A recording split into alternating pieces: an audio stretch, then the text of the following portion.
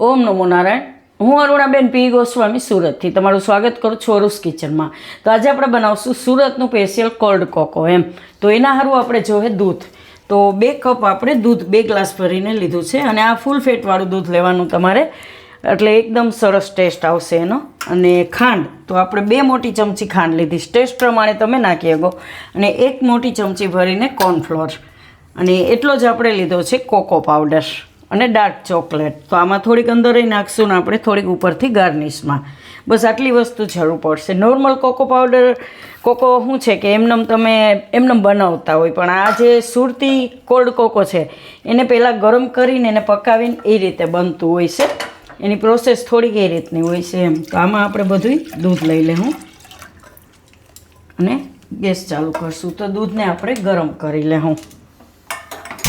થોડુંક દૂધ આપણે રાખવાનું હતું, એમનેમ ઠંડુ જ.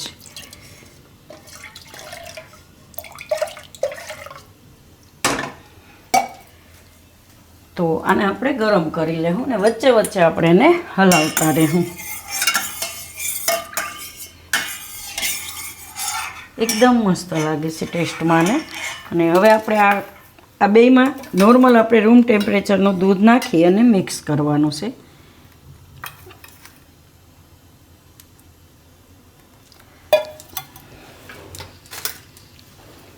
ગરમ દૂધ નથી નાખવાનું આમાં, નહીં તો ગાંઠા પડી જાય. એટલે આ રીતે એને મિક્સ કરવાનું છે. તો આ રીતે એને મિક્સ કરી લેવાનું. સાઈડમાં રાખી દેવું.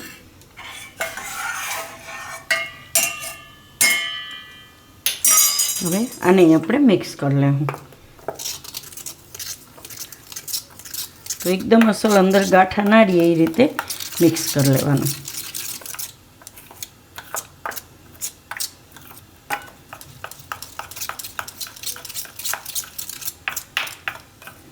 અને થોડીક વાર લાગે મિક્સ કરતા. એકદમ પેલું હોય ને પાતળું.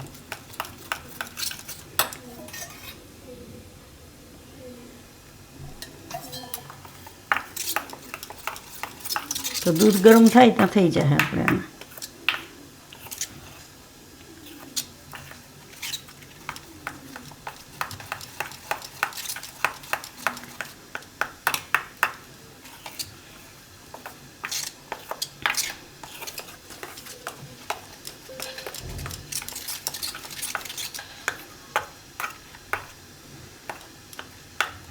આ રીતે એકદમ મિક્સ કરી લેવાનું.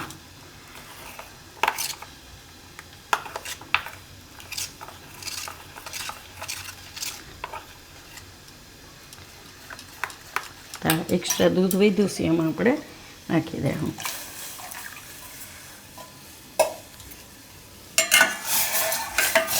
હવે આમાં આપણે નાખી દેવું આ ખાંડ. તો તમે મીઠું જેવું પીતા હોય એ પ્રમાણે ખાંડ નાખી શકો.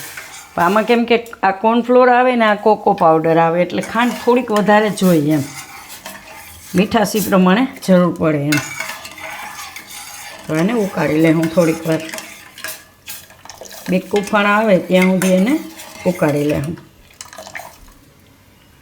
તો દૂધ આપણે ગરમ કરી લીધું. તો આ રીતે ઉફાણું આવે પછી થોડીક વાર પકાવીને એટલે આ ફૂલ ફેટવાળું દૂધ આપણું હોય એટલે એકદમ સરસ ઘાટું થઈ જાય આ રીતનું. જો બસ આ રીતનું ગરમ કરવાનું આપણે દૂધ. તો હવે આપણે આ જે કોકો પાવડર મિક્સ કર્યો તો એ નાખી દે હું દૂધમાં.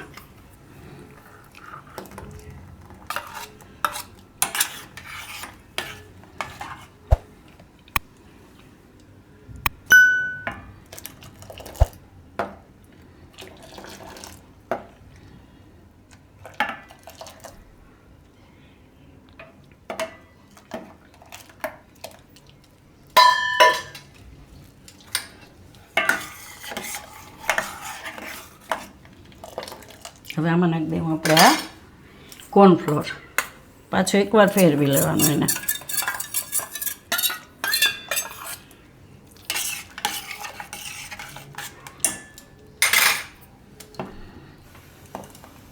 આ ઘાટું હોય નોર્મલી. તો આ રીતનું આપણે ઘાટું બનાવવાનું. હજી થોડું ઘાટું થાય આ ઉકળશે એટલે. તો આને થોડીક વાર આપણે ઉકાળી લેવું. વચ્ચે વચ્ચે હલાવતા રહેવું. કેમ કે આને પછી આપણે બરફ નાખીને સર્વ કરવાનું હોય એટલે થોડુંક ઘાટું હોય. નોર્મલી ઘાટું હોય પણ બરફ નાખીએ એટલે થોડું પાતળું પડી જાય એટલે સેજ ઘાટું રાખવાનું એમ. હવે થોડીક વાર આને ઉકાળી લેવું આપણે, એનો કોર્નફ્લોરનો અને કાચો ટેસ્ટ ન આવે એમ.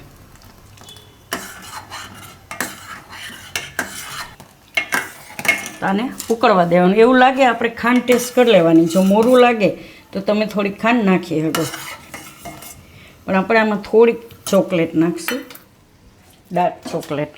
અને આ ચોકલેટ થોડીક મીઠી હોય છે. આ રીતે થોડીક છીણીને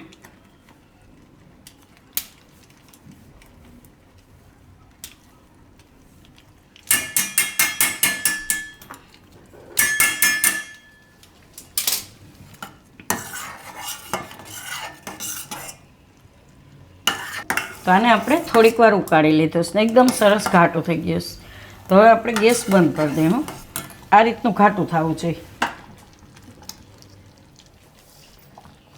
તો આને આપણે હવે ઠંડુ કરવાનું છે. તો બીજા વાસણમાં કાઢી લેવું. એટલે પંખા નીચે થોડીક વાર રાખો એટલે ખાલી રૂમ ટેમ્પરેચરનું એમ, રૂમ ટેમ્પરેચરમાં આવે એવું આપણે ઠંડુ કરવાનું છે. આવું ઘાટું જોઈએ.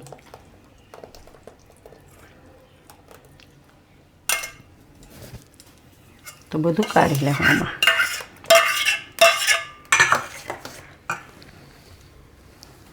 ઠંડુ થવા દેવું. આને આપણે ઠંડુ કરી લીધું. તો ઠંડુ થયા પછી આ રીતનું ઘાટું થઈ જાય. આવું ઘાટું જોઈ જો. તો પરફેક્ટ માપ છે આપણે આ જે લીધું એ. આમાંથી 2 ગ્લાસ બનશે. 2 કપ આપણે દૂધ 2 ગ્લાસ લીધું હતું એમ. પછી જેવડો તમારો ગ્લાસ એ પ્રમાણે એમ. આપણે નોર્મલ આ જ સાઈઝનો ગ્લાસ હતો એ જ 2 ગ્લાસ ભરીને દૂધ લીધું હતું. અને હવે આપણે બરફ લઈને સર્વ કરશું એને. તો બરફની ક્યુબ આપણે લઈ લીધીશ.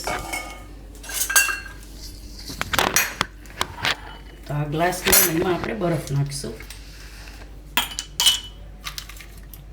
3 ક્યુબ.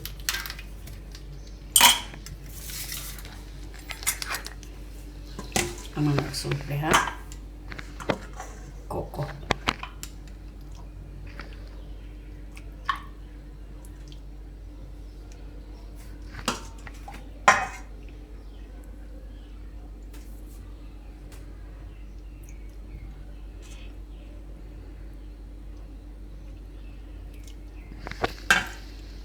આ રીતનું ઘાટું જોઈએ.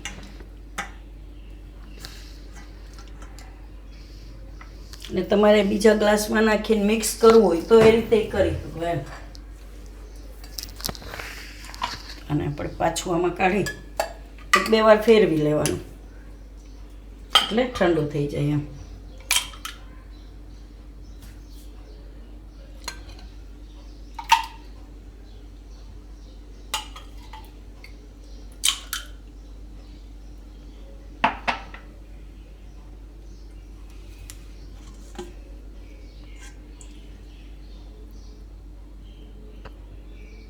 તો 2 ગ્લાસ આપણે ભરી લીધા છે.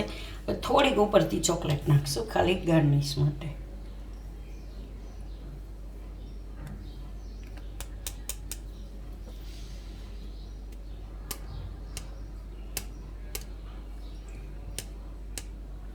ખાલી થોડો ફોટો સારો દેખાય એમ.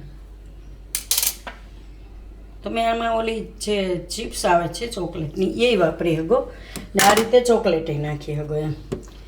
તો તૈયાર છે આપણું સુરતનું સ્પેશિયલ કોલ્ડ કોકો.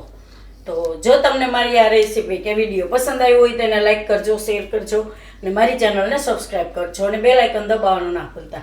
કમેન્ટ કરીને કહેજો કે તમને કેવું લાગ્યું આ સુરતનું સ્પેશિયલ કોલ્ડ કોકો.